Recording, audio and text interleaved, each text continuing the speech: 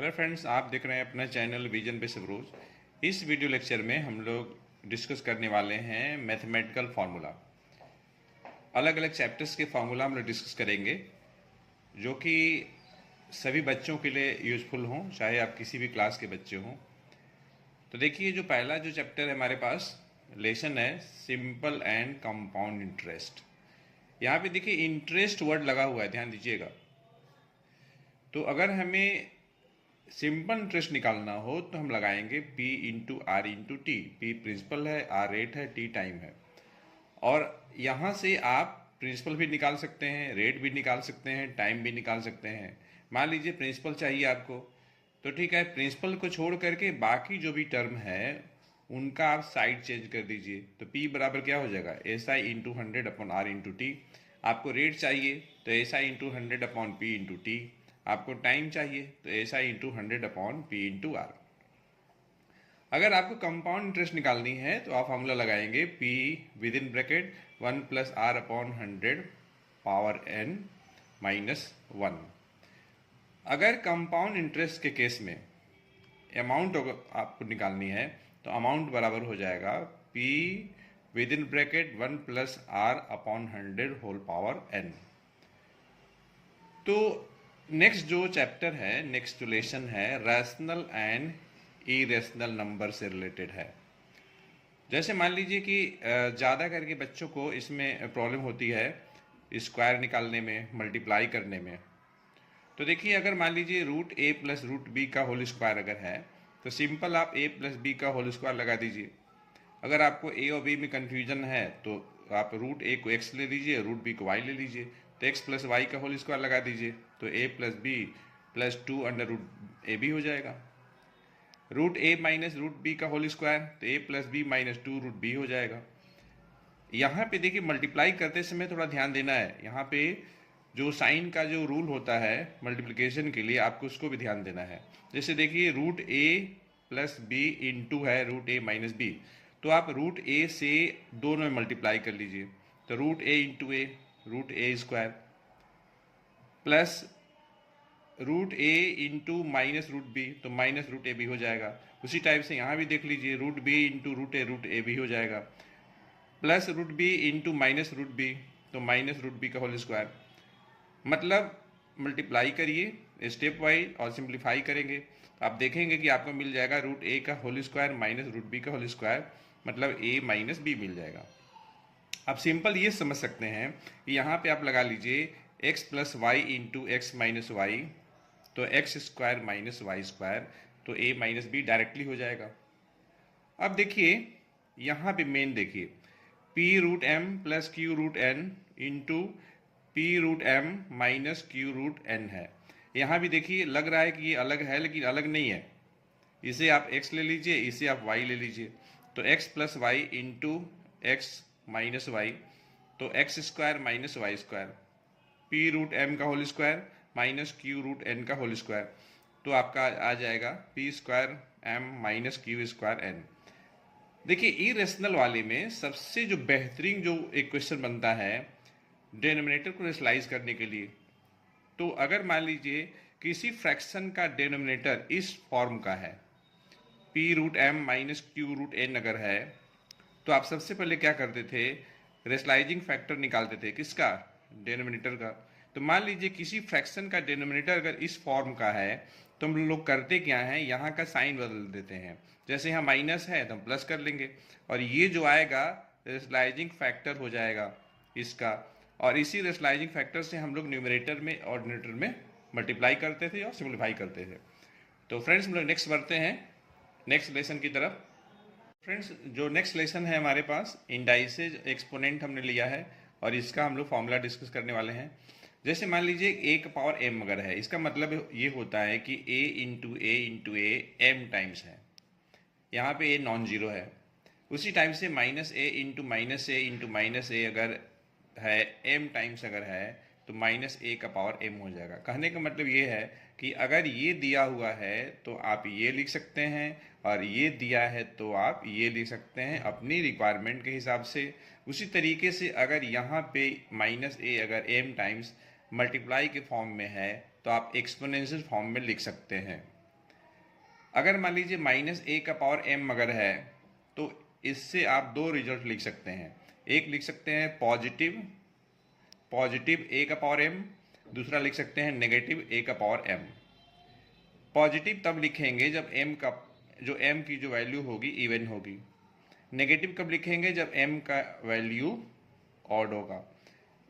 अब देखिए जो नेक्स्ट जो फॉर्मूला है रिलेटेड टू इंडाइसेस कह लीजिए या एक्सपोनेंट कह लीजिए, ए का पावर एम इंटू ए का पावर एन, बेस सेम है तो पावर हम प्लस कर देते हैं।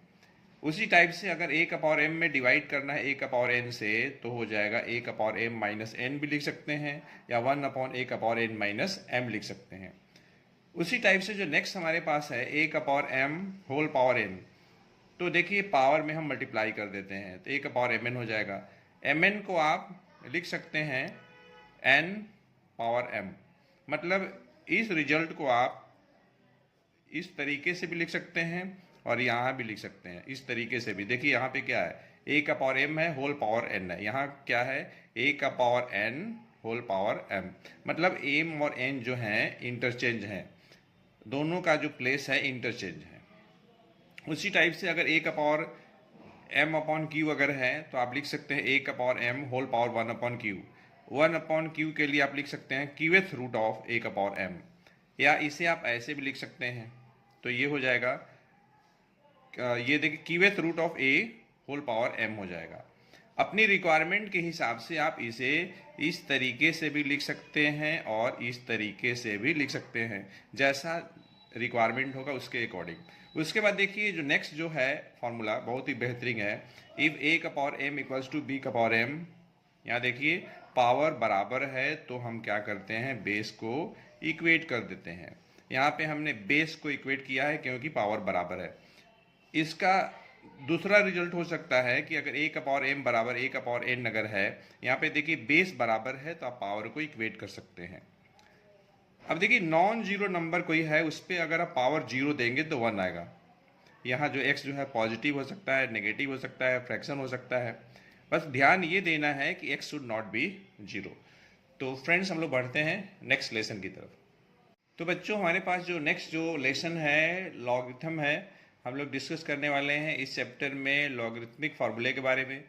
जैसे मान लीजिए हमारे पास 3 नंबर्स हैं a, x और n, ये इस तरीके से हैं कि a का पावर x जो है n है, तो हम लोग इस फॉर्म को बोलते हैं एक्सपोनेंशियल फॉर्म। ध्यान दीजिएगा, तो अगर आपके पास a का पावर x बराबर n है तो आप लिख सकते हैं x इक्वल्स टू, ये देखिए x equals to log n base a। तो x equals to log n base a को हम बोलते हैं लॉगरिथमिक फॉर्म। देखिए इस रिजल्ट पर भी बहुत सारे क्वेश्चंस आते हैं, जैसे आपको अगर एक्सपोनेंशियल फॉर्म दिया है तो आप लॉगरिथमिक कैसे लिखेंगे, या लॉगरिथमिक दिया हुआ है तो एक्सपोनेंशियल कैसे लिखेंगे। अब देखिए जो नेक्स्ट फार्मूला है log m into N equals to log m base a plus log n base a, और इस लॉग को हम बोलते हैं प्रोडक्ट लॉग। उसी टाइप से log m upon n base a, तो log m base a minus log n base a, इस लॉग को हम बोलते हैं कोएफिशिएंट लॉग। नेक्स्ट जो फार्मूला है log m power n base a, तो n log m base a, this is called power log. देखिए 1 का लॉग किसी भी बेस पे 0 होगा, बस कंडीशन ये है कि a should not be 0 and also a not equals to 1। किसी भी नॉन जीरो नंबर का लॉग उसी बेस पे 1 होता है। अब देखिए log a base b can be written है log a base c into log c base a। यहाँ पे देखिए बेस को चेंज किया गया है, यहाँ देखिए log a बेस b था तो log a base c into log c base a, and this formula is called base change formula. log a base b into log b base a, यहाँ पे देखिए बेस है, ध्यान दीजिएगा इन दोनों का जो प्रोडक्ट होगा 1 होगा। अब यहाँ से आप दो रिजल्ट लिख सकते हैं, log b base a equals to 1 upon log a base b, या फिर log a base b equals to 1 upon log b base a। तो फ्रेंड्स हम लोग बढ़ते हैं नेक्स्ट लेसन की तरफ। तो फ्रेंड्स जो नेक्स्ट लेसन हमारे पास है साइमल्टेनियस लीनियर इक्वेशंस। अब देखिए इस लेसन में हम लोग बेसिकली जो बात करते हैं मेथड ऑफ सॉल्विंग के बारे में। हमारे पास दो इक्वेशन दिया रहता है एक्स और वाई में, और उन दोनों इक्वेशन को सॉल्व करके हम लोग को एक्स और वाई की वैल्यू फाइंड करनी रहती है। तो आप इक्वेटिंग कोफिशिएंट मेथड लगा सकते हैं, मतलब दोनों इक्वेशन में एक्स या वाई का कोफिशिएंट इक्वेट करेंगे और उसके बाद जैसा साइन रहेगा एक्स और वाई कंटेनिंग टर्म का, तो दोनों इक्वेशन को ऐड करेंगे, माइनस करेंगे। तो यह एक तरीका होगा, इस तरीके से एक्स वाई निकाल सकते हैं। या तो फिर सब्स्टिट्यूशन मेथड लगाते हैं, किसी भी एक इक्वेशन से एक्स या वाई निकाल करके हम लोग रिमेनिंग इक्वेशन में रखते हैं। एक तरीके से सब्स्टिट्यूशन मेथड भी एलिमिनेशन ही है किसी एक वेरिएबल का, और इक्वेटिंग कोफिशिएंट में भी हम किसी एक वेरिएबल को एलिमिनेट ही करते हैं एक तरीके से। जो नेक्स्ट मेथड है क्रॉस मल्टीप्लिकेशन। अब देखिए, अगर दो इक्वेशन हमारे पास दिया हुआ है, साइमल्टेनियस लीनियर इक्वेशन अगर दिया हुआ है दो वेरिएबल में, और उसे हम लोग को क्रॉस मल्टीप्लिकेशन मेथड से सॉल्व करना है, तो हम सबसे पहले गिवन इक्वेशन को इस फॉर्म में लिख लेते हैं। ये देखिए, राइट हैंड साइड में 0 है दोनों इक्वेशन में।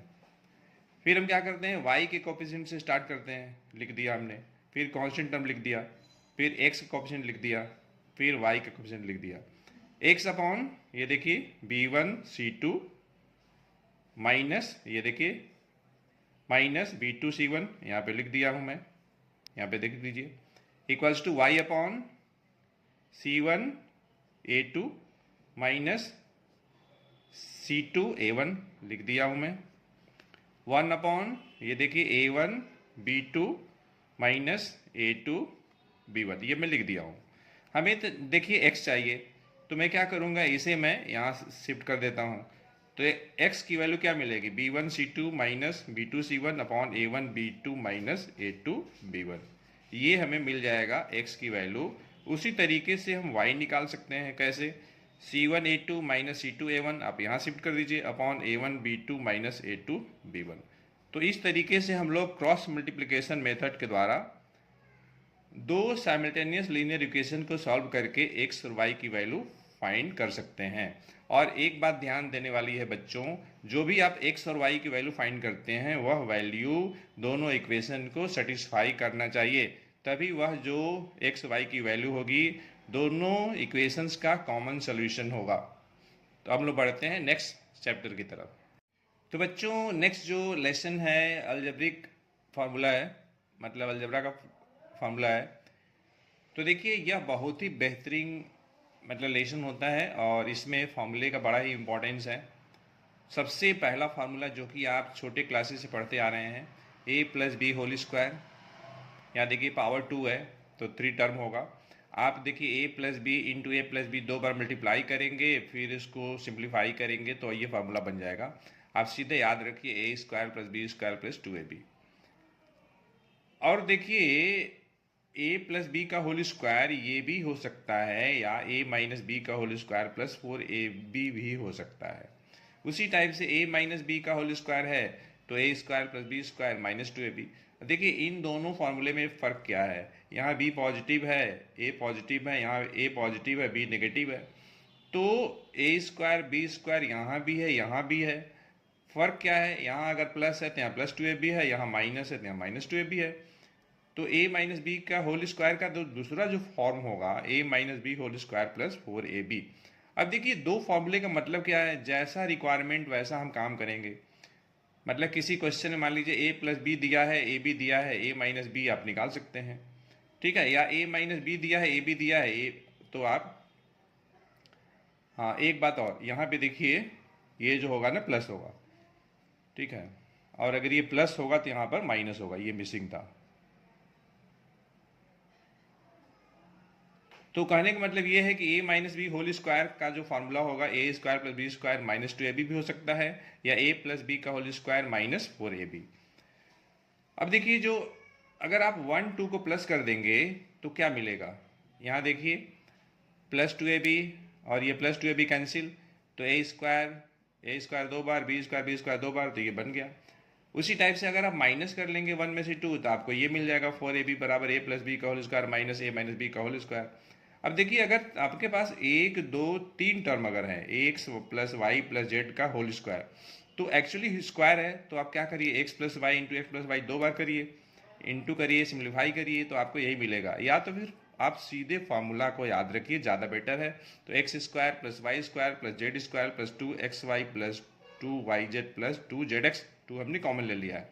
यहाँ भी किसी क्वेश्चन में हो सकता है X square plus Y square plus Z square दिया हो, X Y plus Y Z plus Z X दिया हो, आपको ये निकालना हो, या फिर X plus Y plus Z दिया हो, X Y plus Y Z plus Z X दिया हो, आपको निकालना हो X square plus Y square plus Z square. देखिए, अगर आपको फॉर्मूला अगर याद है तभी आप अलजबरा के क्वेश्चन को कर सकते हैं बिना किसी डाउट के, कन्फ्यूजन के। तो फॉर्मूला तो अच्छे से याद होना ही चाहिए, तो हमेशा आप दिमाग में रखिए, 100% इस बात को आप नोट कर लीजिए। नेक्स्ट है ए प्लस बी का होल स्क्वायर, तो a cube plus b cube plus 3ab into A plus b हो जाएगा। यहाँ भी देखिए ए प्लस बी क्यूब है ना, 3 बार मल्टीप्लाई करिए, ए प्लस बी इंटू ए प्लस बी इंटू ए प्लस बी, सिंप्लीफाई करिए, यही आ जाएगा।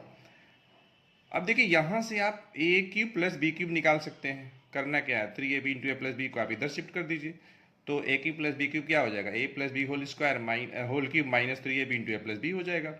अब देखिए इसमें और इसमें कॉमन ले लीजिए, ए प्लस बी निकल गया, तो a plus B whole square बचेगा, माइनस 3ab, सिंप्लीफाई करेंगे तो आ जाएगा a square minus a b plus B square. उसी टाइप से a cube minus b cube लिख सकते हैं, तो a minus B whole cube plus 3ab into a minus b हो जाएगा। ए माइनस बी कॉमन ले लीजिए, तो a cube minus b cube a minus b into a square plus a b plus B square हो जाएगा। बेसिकली फैक्टराइजेशन में देखिए बहुत काम आता है ये ए क्यूब प्लस बी क्यूब। अगर आपको फैक्टराइजेशन कैसे फॉर्मूला लगाना होगा तो आप ये लगाइएगा, a cube plus b cube बराबर a plus B into a square minus a b plus B square. और अगर आपको a cube minus b cube के लिए लगाना है तो a minus b into a square plus a b plus B square लगाइएगा। उसी टाइप से अब देखिए a plus B whole cube को मैं दोबारा लिखा हूँ, देखिए इन दोनों फर्क क्या है।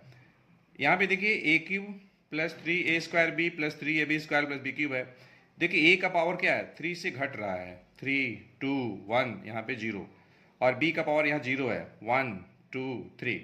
उसी टाइप से a minus B whole cube है, तो a plus B whole cube का जो एक्सपेंशन होता है वही होगा, बस अल्टरनेट साइन चेंज करेगा। क्यों, क्योंकि यहाँ पे b पॉजिटिव है, यहाँ पे b नेगेटिव है, तो जहाँ जहाँ b का पावर ऑड होगा वहाँ नेगेटिव हो जाएगा। तो b का पावर 1 यहाँ है, तो ये देखिए टर्म नेगेटिव हो गया। यहाँ क्यूब है, ऑड है 3, तो नेगेटिव हो गया।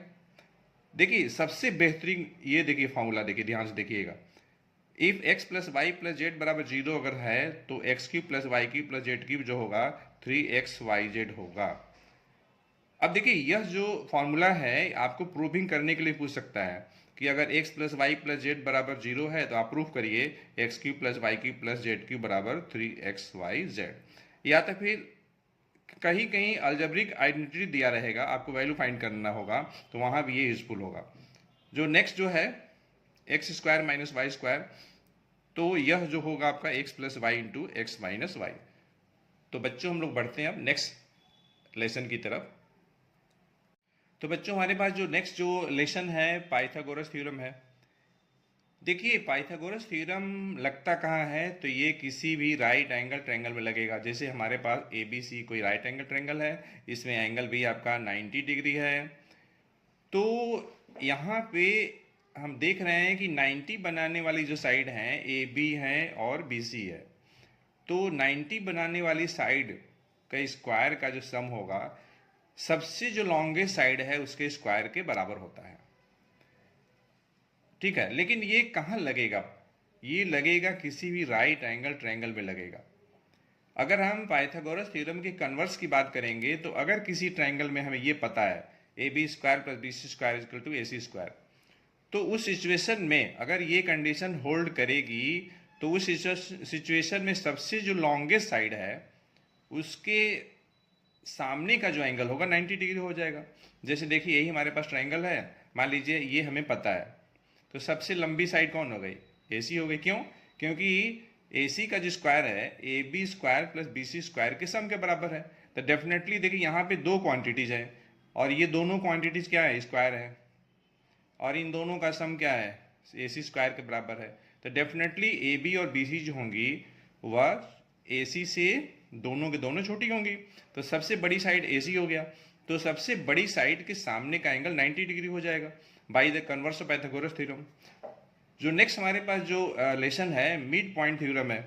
देखिए मिड पॉइंट थ्योरम में क्या बोलता है कि अगर कोई हमारे पास ट्रायंगल है ए बी सी मान लीजिए, साइड ए बी का मिड पॉइंट मान लीजिए डी है, ए सी का मिड पॉइंट अगर ई अगर है, हम देखिए साइड ए बी और ए सी का मिड पॉइंट लिए हैं, आप किसी भी दो साइड का मिड पॉइंट ले सकते हैं। तो according to mid point theorem, the line segment joining the mid point of any two sides of a triangle, तो हमारे पास डी और ई, डी क्या है, ए बी का मिड पॉइंट है, ई क्या है, ए सी का मिड पॉइंट है। तो डी और ई को मिड पॉइंट, डी ई जो मिड पॉइंट है, इनको ज्वाइन करने वाली जो लाइन सेगमेंट डी है, ये पैरेलल है किसके, बी सी के, और डी की जो वैल्यू है बी सी का हाफ है। ठीक है, और इस तरीके से आप किसी भी ट्रायंगल में मिड पॉइंट थ्योरम अप्लाई कर सकते हैं। बस ध्यान आपको ये रखना है कि मिड पॉइंट थ्योरम अप्लाई करते समय आपको मिड पॉइंट पता होना चाहिए कोई दो साइड का। ठीक है, तो फ्रेंड्स हम लोग बढ़ते हैं नेक्स्ट लेसन की तरफ।